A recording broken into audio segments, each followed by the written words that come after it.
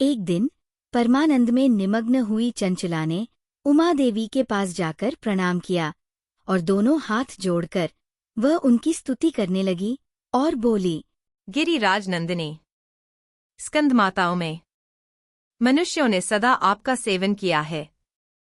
समस्त सुखों को देने वाली शंभुप्रिय, आप ब्रह्मा स्वरूपिणी हैं। विष्णु और ब्रह्मा आदि देवताओं द्वारा सेव्य हैं।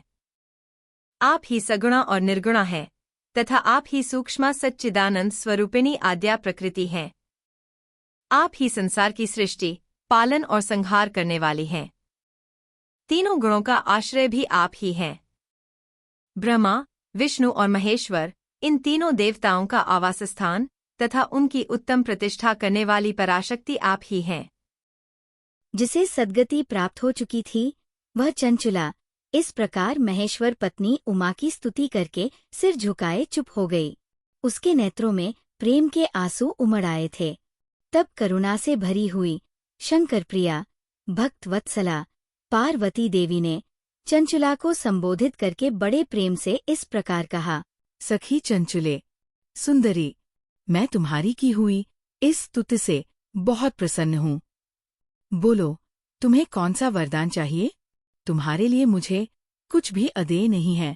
माता पार्वती की बात को सुनकर चंचला ने कहा, निष्पाप गिरि राजकुमारी, मेरे पति बिंदुग इस समय कहाँ हैं?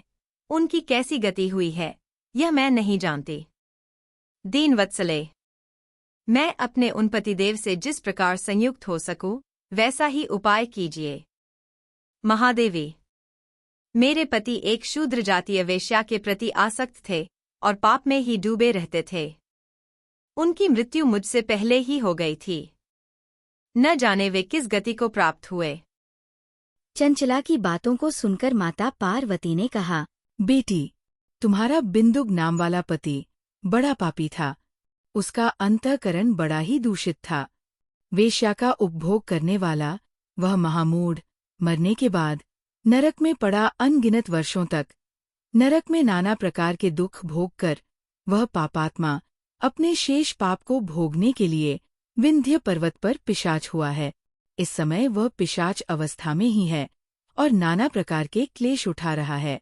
वह दुष्ट वहीं वायु पीकर रहता है और सदा सब प्रकार के कष्ट सहता है। गौरी देवी की ये बात सुनकर उत्तम व्रत का पालन करने वाली चंचला उस समय पति के महान दुख से दुखी हो गई। फिर मन को स्थिर करके उस ब्राह्मण पत्नी ने व्यथित हृदय से महेश्वरी को प्रणाम करके पुनः पूछा, महेश्वरी, मुझ पर कृपा कीजिए और दूषित कर्म करने वाले मेरे उस दुष्ट पति का अब उद्धार कर दीजिए। देवी, कुत्सित बुद्धि वाले मेरे उस पापात्मा पति को किस उपाय से उत्तम गति प्राप्त हो सकती है? चंचला की बातों को सुनकर माता पार्वती ने कहा, यदि तुम्हारा पति शिव पुराण की पुण्यमयी उत्तम कथा सुने तो सारी दुर्गति को पार करके वो उत्तम गति का भागी हो सकता है। अमृत के समान मधुर अक्षरों से युक्त गौरी देवी का ये वचन आदरपूर्वक सुनकर चंचला ने हाथ जोड़ मस्तक झुकाकर उन्हें बारंबार प्रणाम किया और अपने पति के समस्त पापों की शुद्धि तथा उत्तम गति की प्राप्ति के लिए पार्वती देवी से ये प्रार्थना की कि उसके पति को शिवपुराण सुनाने की व्यवस्था होनी चाहिए। उस ब्राह्मण पत्नी के बारंबार प्रार्थना करने पर शिवप्रिया गौरी देवी को बड़ी दया आई। उन भक्तवत्सला महेश्वरी गिरिराज कुमारी ने भगवान शिव की उत्तम कीर्ति का गान करने वाले गंधर्वराज तुम्बुरु को बुलाकर उनसे प्रसन्नतापूर्वक इस प्रकार कहा, तुम्बुरो, तुम्हारी भगवान शिव में प्रीति है। तुम मेरे मन की बातों को जानकर मेरे अभीष्ट कार्यों को सिद्ध करने वाले हो। इसलिए मैं तुमसे एक बात कहती हूँ, तुम्हारा कल्याण हो। तुम मेरी इस सखी के साथ शीघ्र ही विंध्य पर्वत पर जाओ। वहाँ एक महाघोर और भयंकर पिशाच रहता है। उसका वृत्तांत तुम आरंभ से ही सुनो। मैं तुमसे प्रसन्नतापूर्वक सब कुछ बताती हूँ। पूर्व जन्म में वो पिशाच बिंदुग नामक ब्राह्मण था। मेरी इस सखी चंचला का पति था, परंतु वह दुष्ट वेश्यागामी हो गया। स्नान संध्या आदि नित्य कर्म छोड़कर अपवित्र रहने लगा। क्रोध के कारण उसकी बुद्धि पर मूढ़ता छा गई थी। वह कर्तव्य और अकर्तव्य का विवेक नहीं कर पाता था। अभक्ष्य भक्षण, सज्जनों से द्वेष और दूषित वस्तुओं का दान लेना ही उसका स्वाभाविक कर्म बन गया था। वह अस्त्र शस्त्र लेकर हिंसा करता था, बाएं हाथ से खाता था, दीनों को सताता था और क्रूरतापूर्वक पराये घरों में आग लगा देता था। चांडालों से प्रेम करता था और प्रतिदिन वेश्या के संपर्क में रहता था।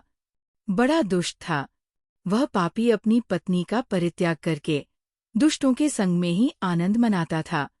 वह मृत्यु पर्यंत दुराचार में ही फंसा रहा। फिर अंतकाल आने पर उसकी मृत्यु हो गई। वह पापियों के भोग स्थान घोर यमपुर में गया और वहां बहुत से नरकों का उपभोग करके वह दुष्टात्मा जीव इस समय विंध्य पर्वत पर पिशाच बना हुआ है। वही वह दुष्ट पिशाच अपने पापों का फल भोग रहा है। तुम उसके आगे यत्नपूर्वक शिवपुराण की उस दिव्य कथा का प्रवचन करो, जो परम पुण्यमयी तथा समस्त पापों का नाश करने वाली है। शिवपुराण की कथा का श्रवण सबसे उत्कृष्ट पुण्यकर्म है।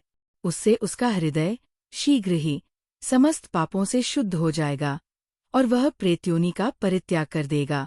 उस दुर्गति से मुक्त होने पर बिंदुक नामक पिशाच को मेरी आज्ञा से विमान पर बिठाकर तुम भगवान शिव के समीप ले आओ। महेश्वरी उमा के इस प्रकार आदेश देने पर गंधर्वराज तुम्बुरु मन ही मन बड़े प्रसन्न हुए। उन्होंने अपने भाग्य की सराहना की। तत्पश्चात उस पिशाच की सती साध्वी पत्नी चंचला के साथ विमान पर बैठकर नारद के प्रिय मित्र तुम्बुरु वेगपूर्वक विंध्याचल पर्वत पर गए, जहां वह पिशाच रहता था। वहां उन्होंने उस पिशाच को देखा। उसका शरीर विशाल था, ठोड़ी बहुत बड़ी थी। वह कभी हंसता, कभी रोता और कभी उछलता था। उसकी आकृति बड़ी विकराल थी। भगवान शिव की उत्तम कीर्ति का गान करने वाले महाबली तुम्बुरु ने उस अत्यंत भयंकर पिशाच को पाशों द्वारा बांध लिया। तदंतर तुम्बुरु ने शिव पुराण की कथा बांचने का निश्चय करके महोत्सव युक्त स्थान और मंडप आदि की रचना की। इतने में ही संपूर्ण लोकों में बड़े वेग से ये प्रचार हो गया कि देवी पार्वती की आज्ञा से एक पिशाच का उद्धार करने के उद्देश्य से शिव पुराण की उत्तम कथा सुनाने के लिए तुम्बुरु विंध्य पर्वत पर गए हैं।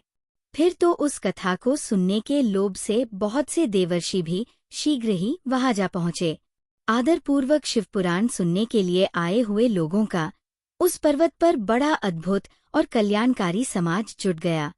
फिर तुम्बुरु ने उस पिशाच को पाशों से बांधकर आसन पर बिठाया और हाथ में वीणा लेकर गौरीपति की कथा का गान आरंभ किया। पहली अर्थात विद्येश्वर संहिता से लेकर 7वीं अर्थात वायु संहिता तक महात्म्य सहित शिवपुराण की कथा का उन्होंने स्पष्ट वर्णन किया। 7 संहिताओं सहित शिवपुराण का आदरपूर्वक श्रवण करके वे सभी श्रोता पूर्णतः कृतार्थ हो गए। उस परम पुण्यमय शिवपुराण को सुनकर उस पिशाच ने अपने सारे पापों को धोकर उस पैशाचिक शरीर को त्याग दिया। फिर तो शीघ्र ही उसका रूप दिव्य हो गया। अंग कांति गौर वर्ण की हो गई। शरीर पर श्वेत वस्त्र तथा सब प्रकार के पुरुषोचित आभूषण उसके अंगों को उद्भासित करने लगे। वह त्रिनेत्रधारी चंद्रशेखर रूप हो गया। इस प्रकार दिव्य देहधारी होकर श्रीमान बिंदुग अपनी प्राणवल्लभा चंचला के साथ स्वयं भी पार्थिवल्लभ भगवान शिव का गुणगान करने लगा। उसकी स्त्री को इस प्रकार दिव्य रूप से सुशोभित देख वे सभी देवर्षि बड़े विस्मित हुए। उनका चित्त परमानंद से परिपूर्ण हो गया।